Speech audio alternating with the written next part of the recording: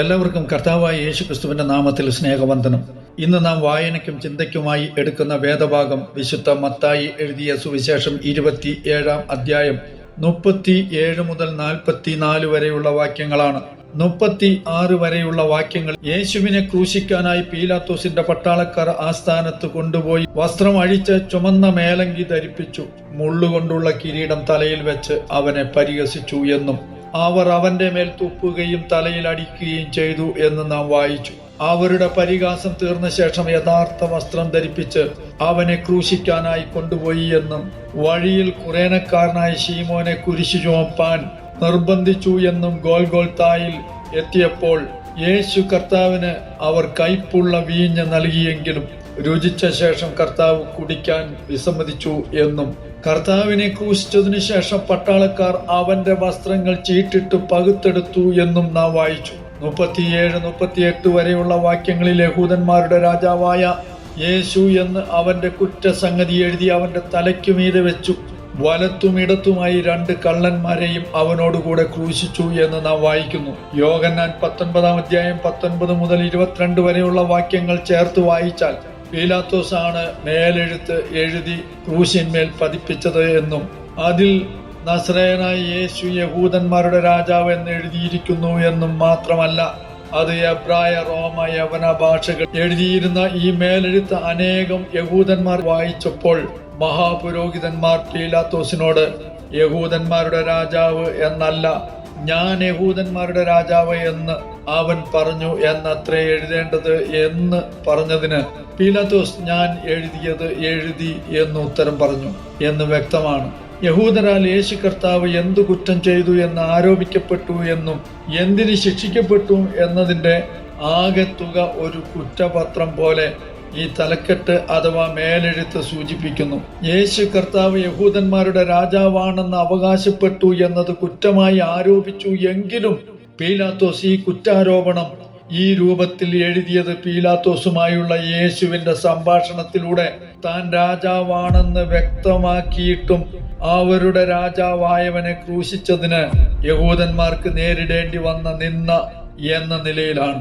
ഇടത്തും വലത്തുമായി യേശുവിനോട് കൂടെ ക്രൂശിച്ച 2 പേര് ദുഷ്പ്രവൃത്തിക്കാരായിരുന്നു എന്ന് ലൂക്കോസ് 23-ാം അധ്യായം 32-ാം വാക്യം കൂടെ ചേർത്ത് വായിച്ചാൽ മനസ്സിലാക്കാം.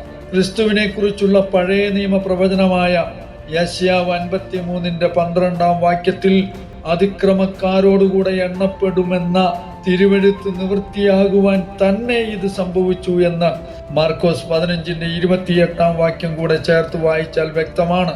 2 അധർമ്മികളുടെ നടുവിൽ ക്രൂശിച്ചതിന്റെ ഉദ്ദേശം യേശു അവരിൽ ഒരാളാണെന്നും ഈ ദുഷ്പ്രവൃത്തിക്കാരിൽ ഏറ്റവും മോശക്കാരനും അത്തരം ആളുകളുടെ നേതാവുമാണെന്ന ഏറ്റവും വലിയ നിന്ദയ്ക്ക് പാത്രമാക്കി യേശുവിനെ ഏറ്റവും കൂടുതൽ അപമാനിക്കുവാനും വേദനിപ്പിക്കുവാനും വേണ്ടിയായിരുന്നു എന്നും വ്യക്തമാണ്. 39 മുതൽ 44 വരെയുള്ള വാക്യങ്ങളിൽ കടന്നുപോകുന്നവർ തലകുലുക്കി അവനെ ദുഷിച്ചു. മന്ദിരം പൊളിച്ച് 3 നാൾ കൊണ്ട് പണിയുന്നവനെ, നിന്നെ തന്നെ രക്ഷിക്കാ, ദൈവപുത്രനെങ്കിൽ ക്രൂശിൽ നിന്ന് ഇറങ്ങി വാ എന്ന് പറഞ്ഞു. അങ്ങനെ തന്നെ മഹാപുരോഹിതന്മാരും ശാസ്ത്രിമാരും മൂപ്പന്മാരും പരിഹസിച്ചു. ഇവൻ മറ്റുള്ളവരെ രക്ഷിച്ചു, തന്നെത്താൻ രക്ഷിപ്പാൻ കഴിയുകയില്ല. അവൻ ഇസ്രയേലിന്റെ രാജാവാകുന്നു എങ്കിൽ ഇപ്പോൾ ക്രൂശിൽ നിന്ന് ഇറങ്ങി വരട്ടെ, എന്നാൽ ഞങ്ങൾ അവനിൽ വിശ്വസിക്കും. അവൻ ദൈവത്തിൽ ആശ്രയിക്കുന്നു, അവന് ഇവനിൽ പ്രസാദമുണ്ടെങ്കിൽ ഇപ്പോൾ വിടുവിക്കട്ടെ, ഞാൻ ദൈവപുത്രൻ എന്ന് അവൻ പറഞ്ഞുവല്ലോ എന്ന് പറഞ്ഞു.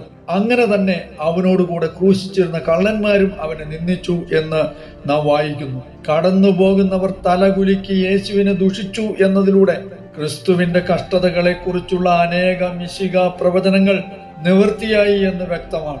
സങ്കീർത്തനങ്ങൾ 22-ന്റെ 7-ാം വാക്യത്തിൽ എന്നെ കാണുന്നവരൊക്കെയും എന്നെ പരിഹസിക്കുന്നു, അവർ അധരം മലർത്തി തലകുലുക്കുന്നു എന്ന് കർത്താവിന് ഇങ്ങനെ ഭവിക്കാനിരിക്കുന്ന നിന്ദയെക്കുറിച്ച് പ്രവചിച്ചിരിക്കുന്നത് നാം വായിക്കുന്നു. സങ്കീർത്തനങ്ങൾ 89-ന്റെ 51-ാം വാക്യത്തിൽ യഹോവേ, നിന്റെ ശത്രുക്കൾ നിന്ദിക്കുന്നുവല്ലോ, അവർ നിന്റെ അഭിഷിക്തന്റെ കാലടികളെ നിന്ദിക്കുന്നു എന്നതിൽ അഭിഷിക്തൻ അഥവാ മിശിഹ എന്ന പദം തന്നെ ഉപയോഗിച്ചിരിക്കുന്നു എന്നും കാൽ ചുവടുകളെ നിന്ദിച്ചു എന്നതുകൊണ്ട് ക്രിസ്തുവിന്റെ യാത്രയുടെ അവസാന കാലത്ത് ദുഷിക്കപ്പെടുമെന്നതിനെ സൂചിപ്പിക്കുന്നു. കർത്താവിനെ ഇങ്ങനെ ഇസ്രായേൽ മക്കൾ നിന്ദിക്കുമെന്നത് യെശയ്യാവ് 37:22 വാക്യത്തിൽ അവനെക്കുറിച്ച് യഹോവ അരുളി ചെയ്ത വചനമാവിത്: സിയോൻ പുത്രിയായ കന്യക നിന്നെ നിന്ദിച്ചു പരിഹസിക്കുന്നു, യെരൂശലേം പുത്രി നിന്റെ പിന്നാലെ തലകുലുക്കുന്നു എന്ന് പ്രവചിച്ചിരിക്കുന്നതായി കാണാം. അവിടെ നിന്നവർ പരിഹസിച്ചത് ദൈവാലയം പൊളിച്ച് 3 നാൾ കൊണ്ട് പണിയുമെന്ന് പറഞ്ഞയാൾ സ്വയം രക്ഷിച്ച് ക്രൂശിൽ നിന്ന് ഇറങ്ങി വരണമെന്നാണ്. ഇവർ യേശുവിന്റെ വചനങ്ങൾ തെറ്റിദ്ധരിച്ചു അഗാധമായ ആത്മീക സത്യം അവഗണിക്കുകയും യേശു തന്റെ ദൈവിക ശക്തി കാണിക്കണമെന്നോ അവരുടെ മോഹങ്ങൾക്ക് വിധേയനാകണമെന്നോ പ്രതീക്ഷിക്കുകയും ചെയ്തു. എന്നാൽ യേശു കർത്താവ് സാധ്യമായിരുന്നിട്ടും ക്രൂശിൽ നിന്ന് ഇറങ്ങാതിരുന്നത് പിതാവിന്റെ കൽപ്പന നിറവേറ്റുന്നതിലേക്കുള്ള അനുസരണത്തിനായിരുന്നു എന്ന് വ്യക്തമാണ്. അങ്ങനെ തന്നെ മഹാപുരോഹിതന്മാരും ശാസ്ത്രിമാരും മൂപ്പന്മാരും പരിഹസിച്ചത് അനേകരെ രക്ഷിച്ചവൻ തന്നെത്താൻ രക്ഷിപ്പാൻ കഴിയുകയില്ല, യേശു ഇസ്രായേലിന്റെ രാജാവാകുന്നു എങ്കിൽ ഇപ്പോൾ ക്രൂശിൽ നിന്ന് ഇറങ്ങി വന്നാൽ ഞങ്ങൾ അവനിൽ വിശ്വസിക്കുമെന്ന് പറഞ്ഞുകൊണ്ടാണ്. കർത്താവ് അങ്ങനെ ചെയ്തിരുന്നുവെങ്കിൽ അവർ യേശു ക്രിസ്തുവിനെ ദൈവപുത്രനാണെന്നും മിശിഹായാണെന്നും വിശ്വസിക്കുമായിരുന്നു എന്ന അവരുടെ പ്രസ്താവന ഒരിക്കലും സത്യമല്ല. കാരണം ഇതിനുശേഷം കർത്താവ് വളരെ വലിയ ഒരു പ്രവൃത്തിയായ മരിച്ചവരിൽ നിന്ന് ഉയർത്തെഴുന്നേറ്റിട്ടും അതിന് പൂർണ്ണമായ തെളിവുണ്ടായിരുന്നിട്ടും അവർ തീർത്തും അവിശ്വാസികളായി തുടർന്നു എന്ന് വ്യക്തമാണ്. അവൻ ദൈവത്തിൽ ആശ്രയിക്കുന്നു, അവന് ഇവനിൽ പ്രസാദമുണ്ടെങ്കിൽ ഇപ്പോൾ വിടുവിക്കട്ടെ, ഞാൻ ദൈവപുത്രൻ എന്ന് അവൻ പറഞ്ഞുവല്ലോ എന്ന് പറഞ്ഞു നിന്ദിച്ചത് സങ്കീർത്തനങ്ങൾ 22 വാക്യത്തിലെ മിശിഹ പ്രവചനത്തിന്റെ അത്ഭുതകരമായ നിവൃത്തിയാണ് എന്ന് വ്യക്തമാണ്. 44 വാക്യത്തിൽ അങ്ങനെ തന്നെ അവനോടുകൂടെ ക്രൂശിച്ചിരുന്ന കള്ളന്മാരും അവനെ നിന്ദിച്ചു എന്ന് നാം വായിക്കുന്നു. എന്നാൽ അവരിൽ ഒരാൾ പിന്നീട് തന്റെ പാപം തിരിച്ചറിഞ്ഞ് മാനസാന്തരപ്പെട്ടിട്ട് യേശുവിനെ വിശ്വസിച്ചു എന്ന് ലൂക്കോസ് 23 39 മുതൽ 43 വരെയുള്ള വാക്യങ്ങളിൽ വ്യക്തമാണ്. ഇതിലൂടെ പാപിയെ മാനസാന്തരപ്പെടുത്തുന്ന ദൈവാത്മാവിന്റെ ദൈവകൃപയുടെ പ്രവർത്തനവും ജീവിതത്തിന്റെ അവസാന നിമിഷത്തിൽ പോലും പാപിയെ രക്ഷിക്കുന്ന രക്ഷാകരമായ കരുണ പ്രവർത്തിക്കുന്ന ത്രിയേക ദൈവത്തിന്റെ ശക്തിയും കരുണയും വ്യക്തമാണ്.